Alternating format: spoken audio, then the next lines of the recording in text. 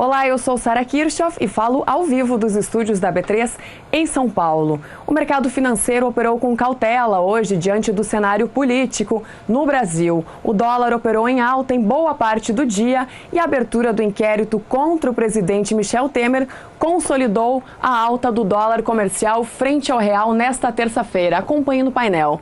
Dólar comercial em alta de 0,77%, encerrando a terça-feira aos R$ 3,12 mais 90. E o índice Bovespa, enquanto isso, o principal índice medido aqui na B3, que ontem bateu um recorde histórico, hoje passou do patamar dos 75 mil pontos. Mas ao final do dia, a alta do Ibovespa perdeu força também. E o índice terminou a terça-feira aos 74.538 pontos, alta então de 0,29%, mas que ainda representa um novo recorde histórico. Lembrando que há exato um mês o índice fechava aos 67.358 pontos e hoje, como a gente está vendo, está acima dos 74.500. E o Brasil vai produzir mais de 238 milhões de toneladas de grãos na safra 2016-2017.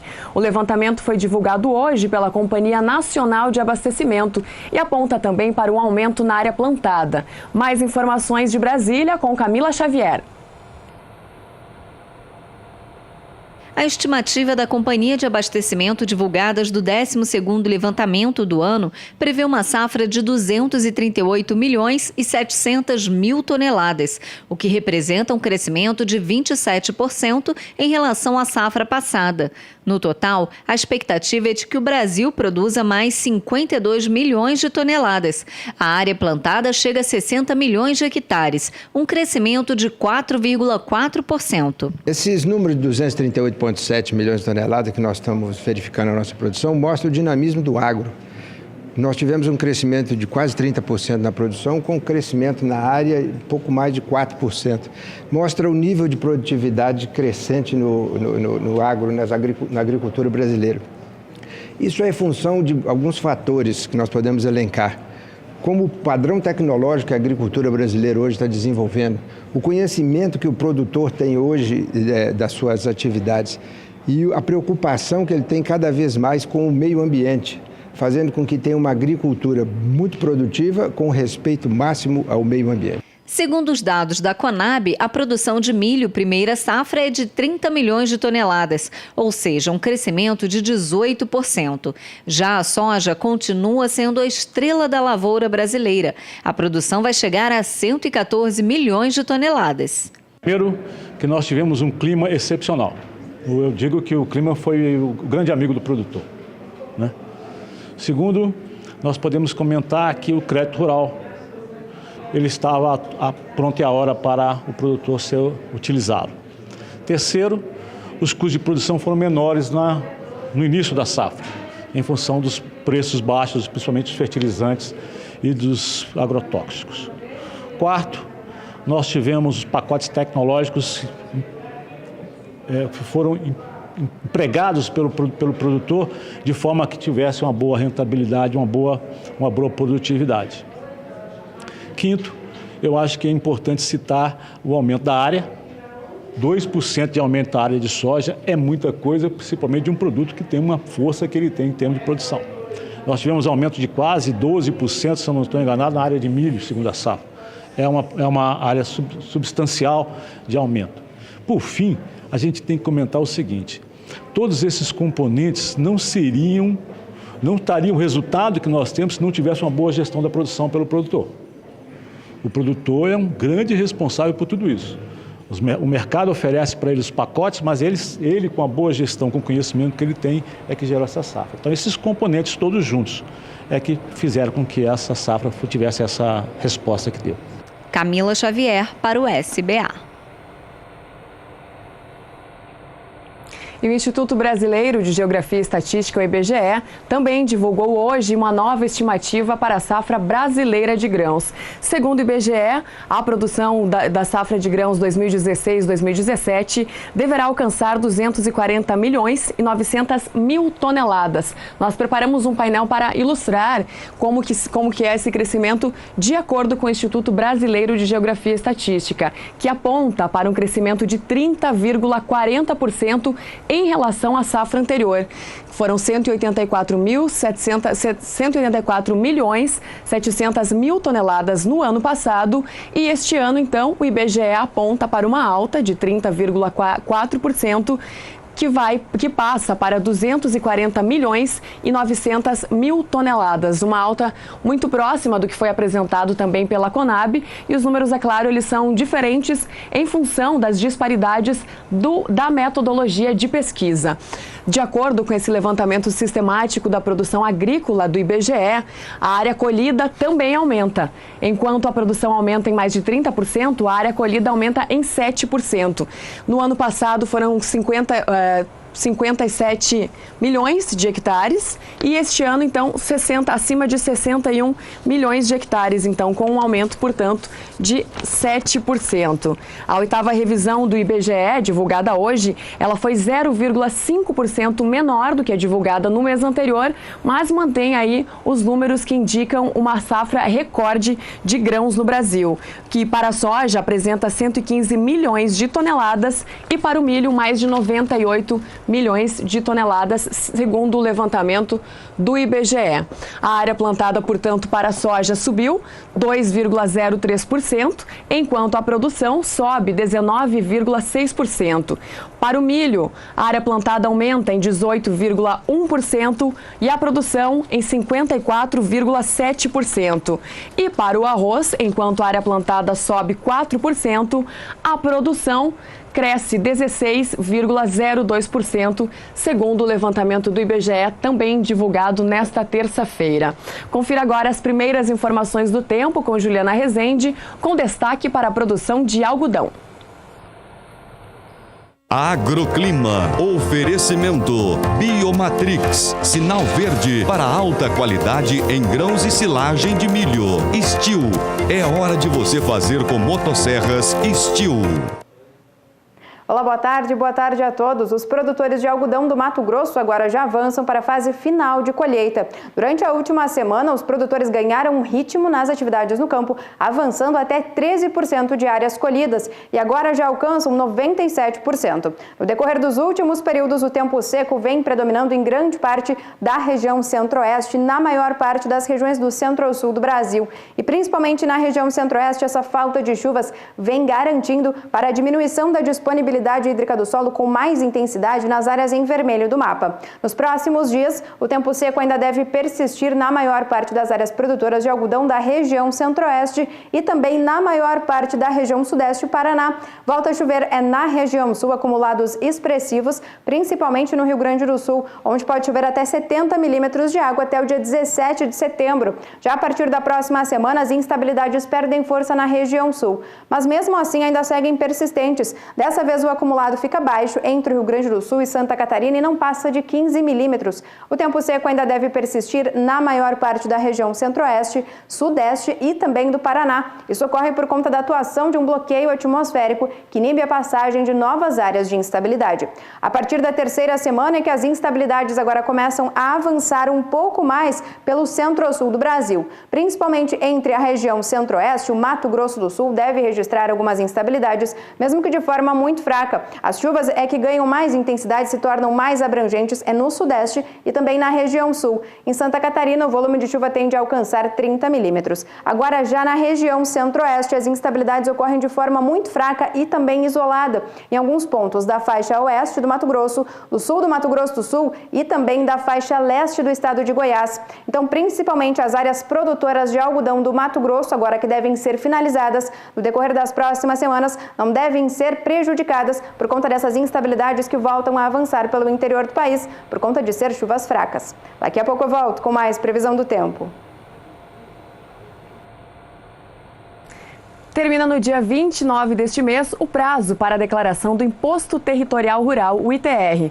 Sobre este assunto, o repórter Gustavo D'Angelo conversou com o delegado da Polícia Federal, da Receita Federal, na cidade de Araçatuba, interior de São Paulo. Vamos acompanhar a entrevista. A declaração do ITR deve ser feita por todo mundo que tem título de terra em área rural, mas nem todos pagam o imposto. O Dr. Tarsis Araújo Bueno, delegado da Receita Federal em Araçatuba, vai falar um pouco mais sobre esse assunto. Doutor, qual a finalidade dessa declaração e o que deve constar nela? Bom, a finalidade maior é apurar o valor do ITR, Imposto Territorial Rural, e bem como a efetiva utilização das terras. Todos devem declarar, né? Mas quem realmente paga esse imposto?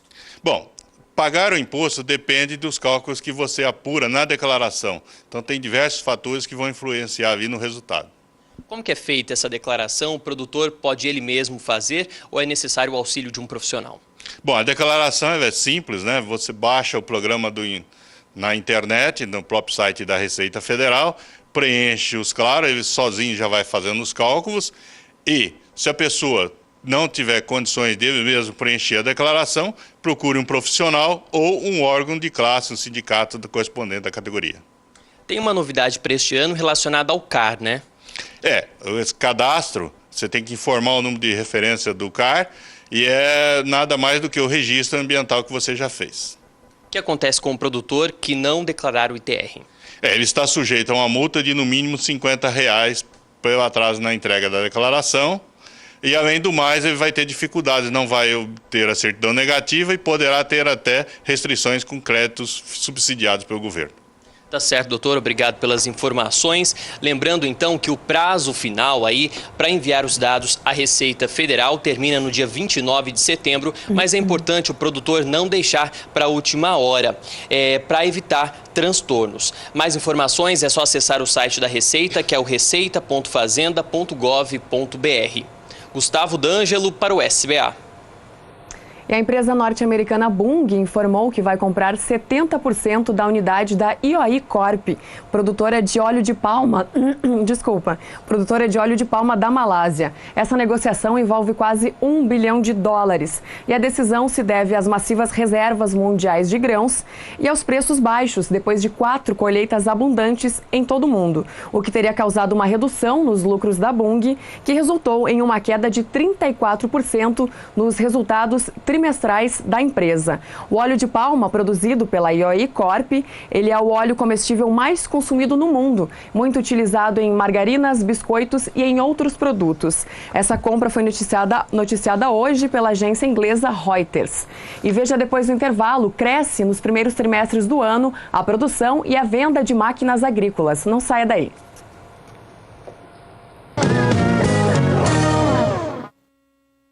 Estamos de volta falando ao vivo dos estúdios da B3 em São Paulo, agora 5h53, horário de Brasília. E cresce a produção e a venda de máquinas agrícolas no primeiro semestre do ano. As principais altas são observadas nas negociações de tratores e colheitadeiras. Confira na reportagem.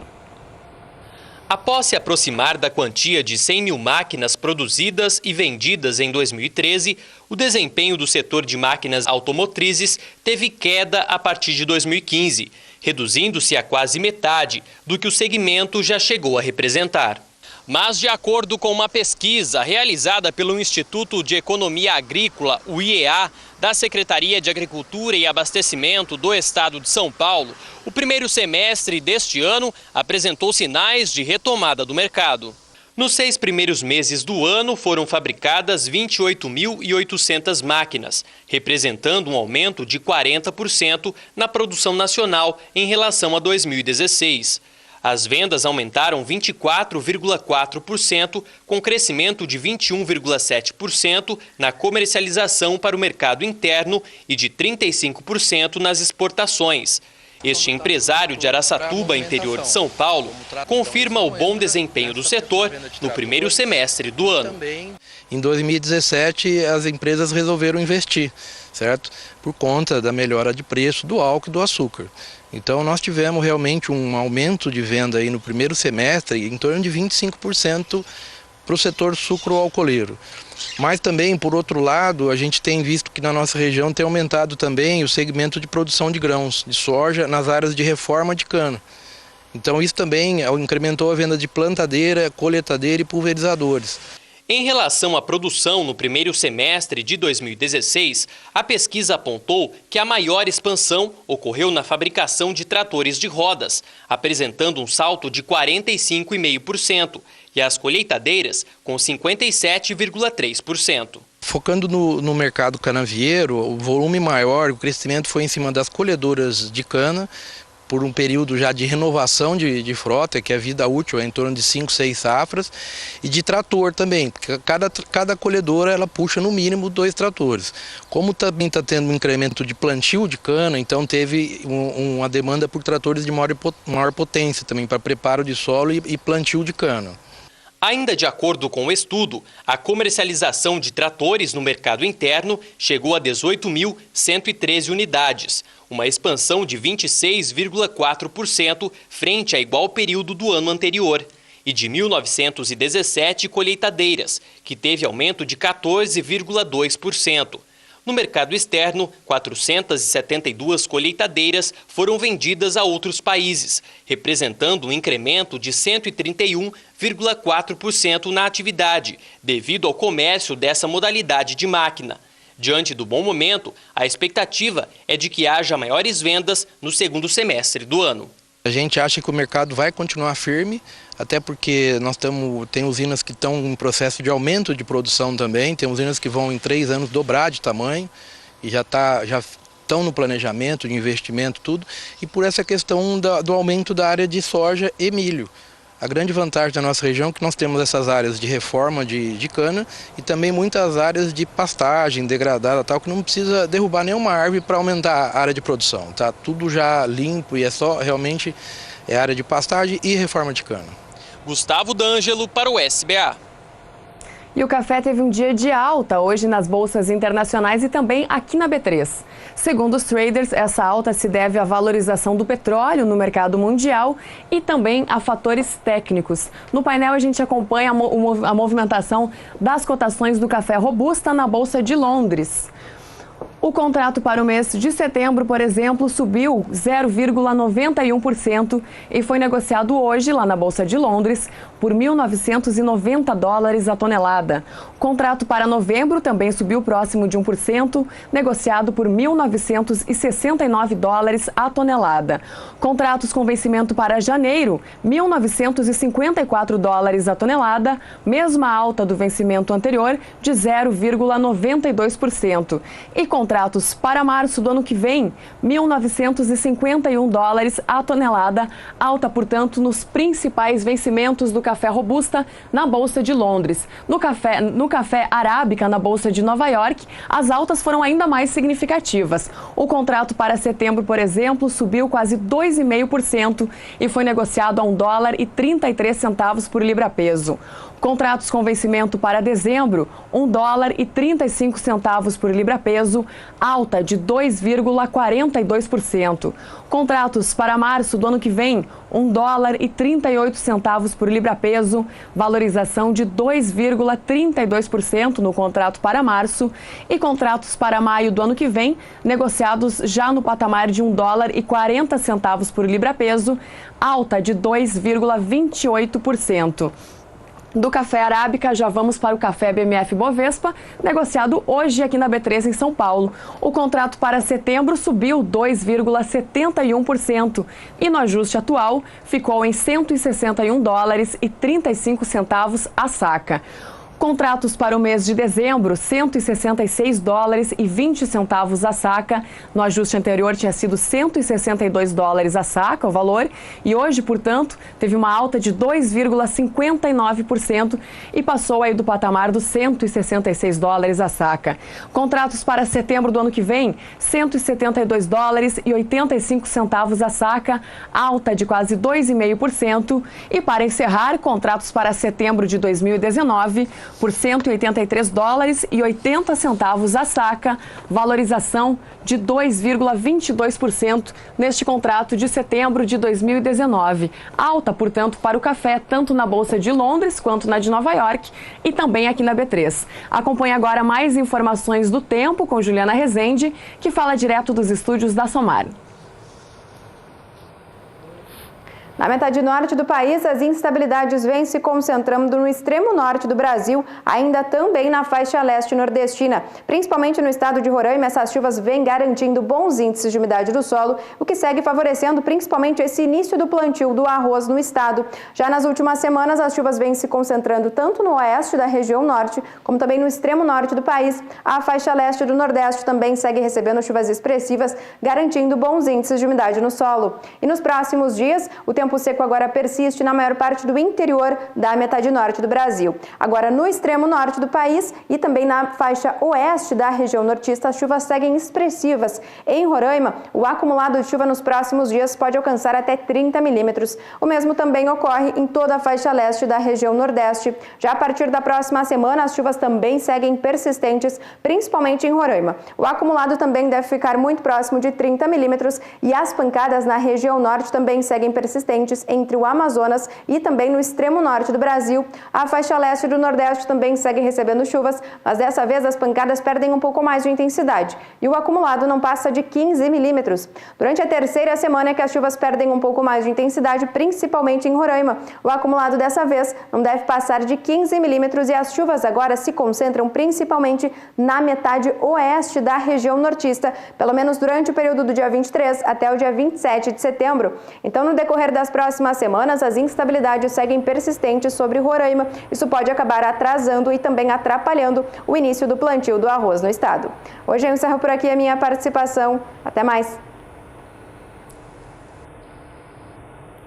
Até mais, Juliana. E falando no arroz, que foi um dos destaques da previsão lá da Juliana Rezende, dos estúdios da Somar, o Mercado do Campo traz agora o preço do arroz, segundo o levantamento do CEPEA, o Centro de Estudos Avançado em Economia Aplicada. Segundo o último levantamento do CEPEA, o preço médio do arroz praticado no estado do Rio Grande do Sul, que é o principal produtor do cereal, é de R$ 37,63 a saca de 50 quilos.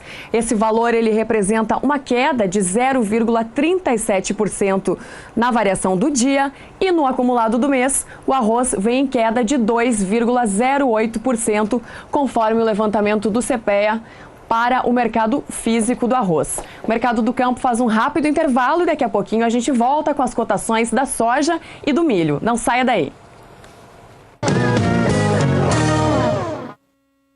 Estamos de volta direto dos estúdios da B3 em São Paulo, agora 6h04, horário de Brasília.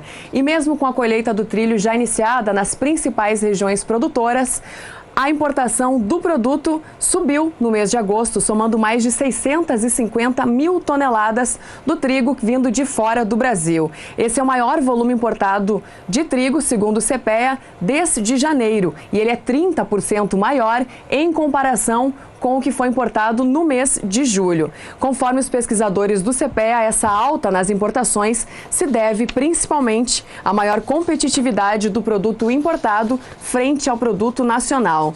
E no levantamento do CEPEA, como a gente acompanha aqui no painel, o trigo ele veio em queda, segundo a última pesquisa feita para o trigo no mercado físico. Nós começamos então com o trigo, indicador CEPEA no estado do Rio Grande do Sul, onde a queda no dia foi de 0,10% e no acumulado do mês a queda é de 5,37%. E o preço médio praticado lá no estado do Rio Grande do Sul, segundo esse último levantamento do CEPEA, é de R$ 603,38 a tonelada do trigo. Lembrando que no Rio Grande do Sul, o levantamento do CEPEA é feito com o trigo tipo brando e o preço, como eu falei, é por tonelada. Do trigo no Rio Grande do Sul, vamos para o trigo no estado do Paraná, no mercado físico, também com conforme o levantamento do CPEA, que tem o preço médio por lá no estado paranaense de R$ 621,41 a tonelada. Esse valor, segundo o último levantamento do CPEA, ele vem em queda, portanto, de 0,24% no dia, e no acumulado do mês, o trigo tem queda de 2,51% no estado do Paraná. Do mercado físico, já vamos para o mercado futuro do trigo na Bolsa de Chicago. Começamos com o contrato de setembro, que foi negociado hoje por $4,19 por bushel, em alta de 1,75%.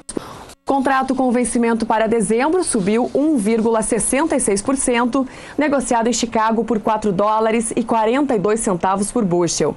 Contratos com vencimento para março, $4,62 por bushel, alta de quase 1,5%, e contratos para maio do ano que vem, $4,76 por bushel, alta de 1,27% neste contrato.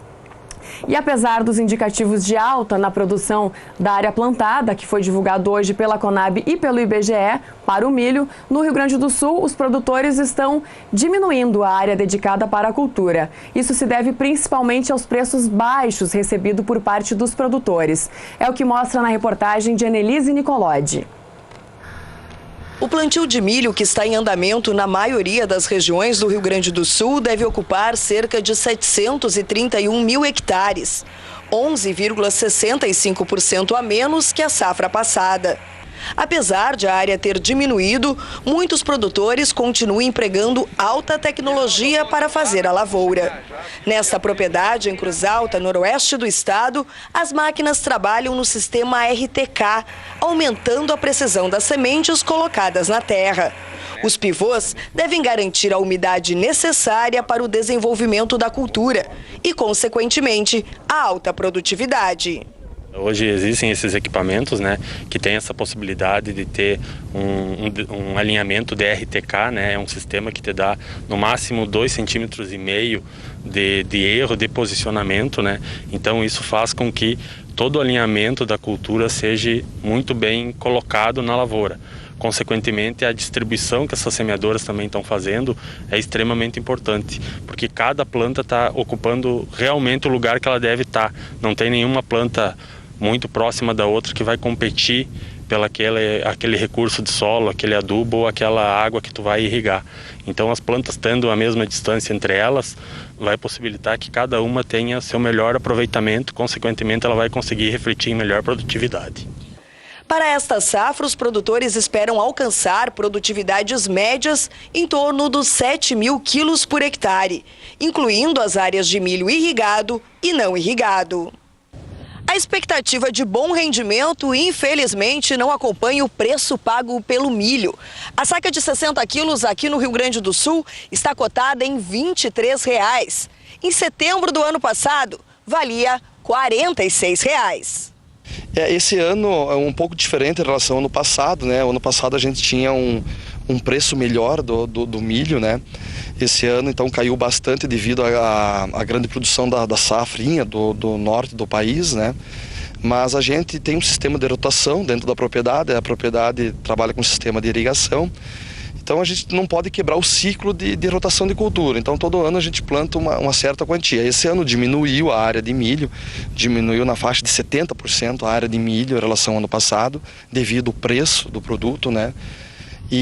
Mas a gente está plantando, nós estamos plantando aqui sistema de irrigação, a gente está apostando ainda que ainda o preço ainda vai melhorar até a colheita, que é final de janeiro, a gente estima a colheita, e a gente estima que o produto vai recuperar um pouco o preço em relação a hoje, e a gente está esperando uma produtividade média, e a gente quer bater o recorde do ano passado.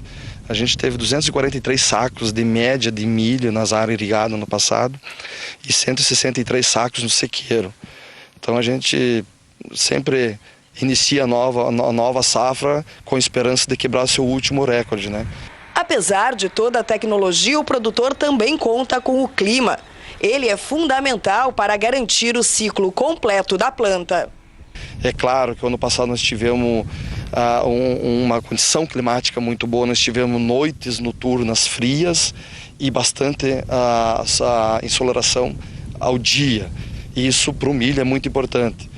Esperamos que esse ano a condição climática também nos beneficie e aí a parte da gente tentar fazendo tecnologia em adubação, agricultura de precisão, correção de todos os nutrientes, qualidade de plantio. Essa parte a gente domina, mas temos que contar também com a questão de clima pela luz. A água hoje a gente liga, o pivô vai molhar, mas tem que ter a luz, tem que ter a noite fria para isso acontecer. E, enfim, parte agronômica, que depende para a cultura fazer a sua parte, né? As terras não ocupadas pelo milho, claro, não ficarão vazias. A expectativa é que a área com oleaginosa cresça 3,16%, chegando a 5.700.000 hectares no estado gaúcho. E no mercado futuro do milho, o produto veio em queda hoje em Chicago, refletindo na divulgação dos resultados do relatório da oferta e da demanda por parte do Departamento de Agricultura dos Estados Unidos, que elevou a estimativa da safra 2017-2018 lá nos Estados Unidos. Com isso, então, como eu falei, cotações do milho em queda no dia de hoje. O contrato para setembro caiu 1,59%, negociado hoje lá em Chicago por $3,40 por bushel. Já o contrato para dezembro teve uma queda de 1,67% e foi negociado hoje por $3,51 por bushel. Na cotação máxima, ele chegou aos $3,57 por bushel, mas encerrou nos $3,51, portanto. E os contratos com vencimento para março foram negociados por $3,63 por bushel, registrando uma queda de 1,67%. Já o milho BMF Bovespa veio em alta hoje nos principais vencimentos negociados aqui na B3. O contrato para o mês de setembro subiu 0,75%. Foram 320 negociações por R$ 28,31 a saca.